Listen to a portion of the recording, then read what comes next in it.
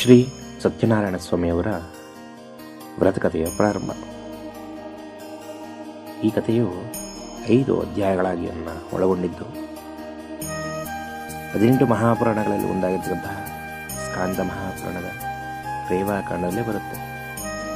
ಮೊದಲನೇ ಅಧ್ಯಾಯ, ನೈಮಿಷಾರಣ್ಯ ವಾಸಿಗಳಾದ ಸಮಸ್ತ ಋಷಿಗಳು ಒಂದು ಕಾಲದಲ್ಲಿ ಪೌರಾಣಿಕ ಉತ್ತಮರಾದಂತಹ ಸೂತ ಮಹರ್ಷಿಗಳನ್ನು ಕುರಿತು, ಎಲೈ ಮುನಿವರ್ಯನೇ, ಯಾವ ವ್ರತಾಚರಣೆಯಿಂದ, ಯಾವ ತಪಸ್ಸಿನಿಂದ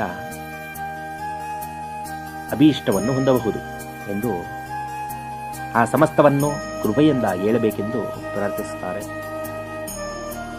ಸೂತರು ಶೌನಿಕಾದಿ ಋಷಿಗಳನ್ನು ಕುರಿತು, ಎಲೈ ಮುನಿಗಳಿರ ಆಲಿಸಿ, ಭಗವಂತನಾದ ಶ್ರೀಮನ್ನಾರಾಯಣನು ಪೂರ್ವದಲ್ಲಿ ದೇವರ್ಷಿಯಾದ ನಾರದಿಗೋಸ್ಕರ ಯಾವುದನ್ನು ಹೇಳಿದನೋ ಆ ಸಮಸ್ತವನ್ನು ಹಾಗೆಯೇ ನುಡಿಯಿದೆ. ಸಾವಧಾನ ಚಿತ್ತರಾಗಿ ಕೇಳಿ.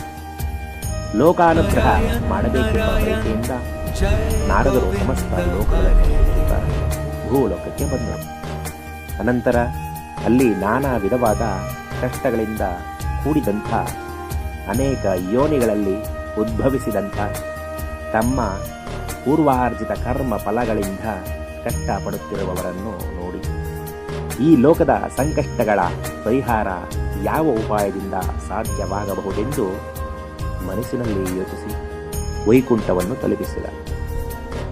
ಅಲ್ಲಿ ಶುಭ್ರವರ್ಣ ಉಳ್ಳವನಾಗಿಯೂ 4 ತೋಳುಗಳುಳ್ಳವನಾಗಿಯೂ ಇರುವ ಕಮಲಾಪತಿಯನ್ನು ಕಂಡು, ಎಲೆ ಅನಂತವಾದ ಪರಾಕ್ರಮವುಳ್ಳವನಂತ ವಾಕ್ ಮನಸ್ಸಿಗೆ ಅಗೋಚರವಾದ ಆಕಾರವುಳ್ಳಂಥ ಆದಿಯು ಮಧ್ಯೆಯು ಕೊನೆಯು ಇಲ್ಲದಂಥ ಗುಣಸ್ವರೂಪನಾದಂಥ ಸಕಲ ಭೂತಗಳಿಗೂ ಮೊದಲವನಾದಂತಹ ಭಕ್ತರ ಸಂಕಷ್ಟವನ್ನು ಹೋಗಲಾಡಿಸತಕ್ಕಂತಹ ಸ್ವಾಮಿಯೇ ನಿನಗೆ ನಮಸ್ಕಾರವೆನ್ನಲು, ಆಗ ನಾರಾಯಣನು, ಎಲೆ ನಾರದ ಮಹರ್ಷಿಯೇ, ನಿನ್ನ ಮನಸ್ಸಿನಲ್ಲಿ ಏನಿರುವುದು ಅದನ್ನು ಹೇಳಿದ್ದೇ ಆದರೆ ನಿನಗೆ ತಕ್ಕ ಸಮಾಧಾನವನ್ನು ಹೇಳುವೆನೆನ್ನಲು, ಆಗ ನಾರದನು, ಎಲೆ ಭಕ್ತವತ್ಸಲನೆ, ಭೂಲೋಕದಲ್ಲಿ ಹುಟ್ಟಿದಂಥ ಸಕಲ ಮಾನವರು ತಮ್ಮ ತಮ್ಮ ಪಾಪಕರ್ಮಾದಿಗಳಿಂದ ದಹಿಸಲ್ಪಡುತ್ತಿರುವರು.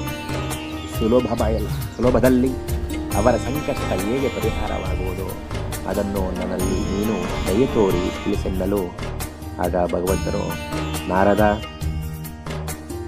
ಪ್ರಪಂಚಾನುಗ್ರಹಕಾಂಕ್ಷೆಯುಳ್ಳ ನೀನು ಚೆನ್ನಾಗಿ ಕೇಳಿದೆ. ಯಾವ ಕರ್ಮ ಮಾಡಿದರೆ ಮನುಷ್ಯನು ಅಜ್ಞಾನದಿಂದ ಬೇಲ್ಪಟ್ಟು ವಿಮುಖನಾಗುವನೋ ಆ ರಹಸ್ಯವನ್ನು ಹೇಳುವನು. ಸ್ವರ್ಗ ಮರ್ತ್ಯ ಲೋಕಾದಿಗಳಲ್ಲಿ ದುರ್ಲಭವಾದ ಅತಿ ಪುಣ್ಯಕರವಾದ ಒಂದು ವ್ರತವುಂಟು. ಎಲೆ ಮಗುವೆ, ನಿನಗೆ ನಿನ್ನ ಮೇಲಿರುವ ವಾತ್ಸಲ್ಯದಿಂದ ಈಗ ಅದನ್ನು ತಿಳಿಸುವೆನು.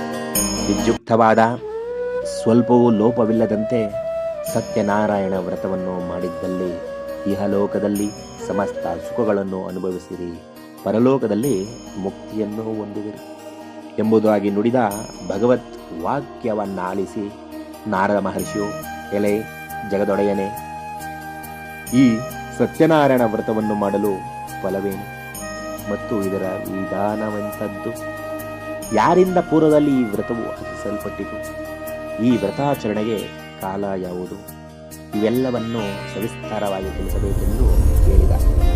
ನಾರದರಿಗೆ ಭಗವಂತನು ಹೇಳಿದನು, ಈ ವ್ರತವು ದುಃಖ ಶೋಕಾದಿಗಳನ್ನು ಪರಿಹರಿಸುವುದು, ಧನಧಾನ್ಯಾದಿಗಳನ್ನು ಸಮೃದ್ಧಿಪಡಿಸುವುದು, ಸಕಲ ಸೌಭಾಗ್ಯ ಸಂತಾನಗಳನ್ನು ಉಂಟು ಮಾಡುವುದು, ಎಲ್ಲ ಕಡೆಯಲ್ಲೂ ಜಯವನ್ನು ಉಂಟು ಮಾಡುವುದು.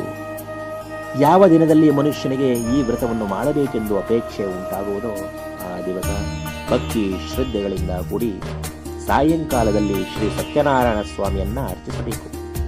ಧರ್ಮದಲ್ಲೇ ದೃಷ್ಟಿಯುಳ್ಳವನಾಗಿ ವಿಪ್ರರ ಒಳಗೂಡಿ ಶ್ರೇಷ್ಠವಾದ ಆಗಪಾಲು ಭಕ್ಷಗಳನ್ನು, ಬಾಳೆಹಣ್ಣು, ತುಪ್ಪ, ಹಾಲು, ರವೆ, ತಂಬಿಟ್ಟು, ಶಕ್ತಿ ಇಲ್ಲದರವರು ಎಲ್ಲ ಸಕ್ಕರೆಗಳಿಂದ ಮಿಶ್ರವಾದ ಅಕ್ಕಿ ಹಿಟ್ಟಿನ ತಂಬಿಟ್ಟು ಇವುಗಳನ್ನೆಲ್ಲವೂ ಈ ಬಳಿಕ ಫಲ ದಕ್ಷಿಣೆಗಳನ್ನು ಬ್ರಾಹ್ಮಣರಿಗೆ ಅರ್ಪಿಸಿ ಕಥೆಯನ್ನು ಕೇಳಬೇಕು. ಅನಂತರ ಬಂಧುಗಳಿಗೆ ಇಷ್ಟ ಮಿತ್ರರಿಗೆ ಭೋಜನ ಮಾಡಿಸಿ ತಾನು ಭೋಜನವನ್ನು ಮಾಡಬೇಕು. ಈ ರೀತಿಯಲ್ಲಿ ಈ ವ್ರತವನ್ನು ದೇವಾಲಯದಲ್ಲಾಗಲಿ ನದಿಯ ತೀರದಲ್ಲಾಗಲಿ ಮೊದಲಾದ ಪ್ರದೇಶಗಳಲ್ಲಿ ಮಾಡಿದ ಬಳಿಕ ನೃತ್ಯ ಗೀತಾದಿಗಳಿಂದ ಸ್ವಾಮಿಯನ್ನ ಧ್ಯಾನಿಸಿ ಸ್ವಗೃಹವನ್ನು ಕುರಿತು ಬರಬೇಕು. ಈ ಪ್ರಕಾರ 4 ವರ್ಷಗಳು ಈ ವ್ರತವನ್ನಾಚರಿಸಿ ಆದಿಯಲ್ಲಾಗಲಿ ಮಧ್ಯದಲ್ಲಾಗಲಿ ಕೊನೆಯಲ್ಲಾಗಲಿ ಉದ್ಯಾಪನೆ ಮಾಡಿದೆ.